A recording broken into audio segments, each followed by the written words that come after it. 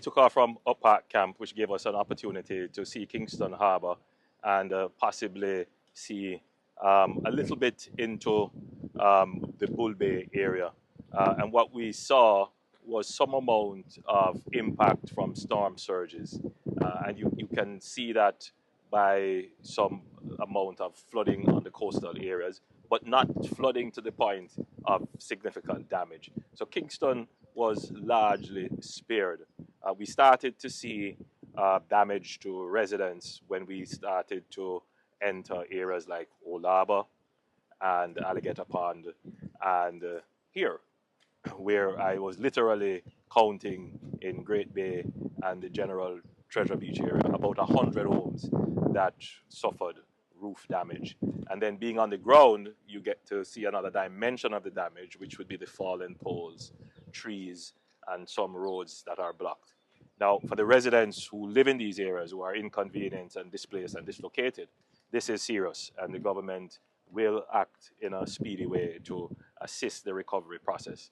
But from a national level, I think Jamaica was spared the worst. We were hit by a Category 4 hurricane, but you know, I'm no expert on these matters, but it would appear to me that the damage would be less than what we expected from a Category 4 hurricane.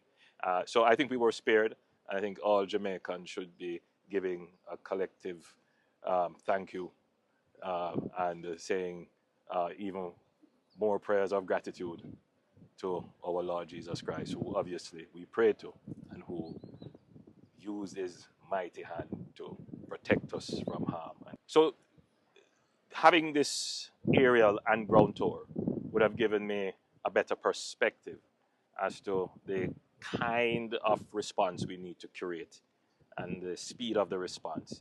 So if I were to ask you to pan your camera, you would see what was an economic enterprise, a bar, a community shop, and that was destroyed. And we have seen a few of those. Just down the road, we saw a few homes where the roofs were lifted, poles fallen. So the government's response, obviously, is to get electricity and utilities back on board. And we're working with the utility companies who have been giving regular updates, and they're moving very quickly. And I have all confidence that they will restore service very quickly. The next level of service would be to help people who have been displaced. They can't live in their homes. Their circumstances are very uncomfortable. To help them to get back on their feet. And so we'll craft an emergency response in that regard.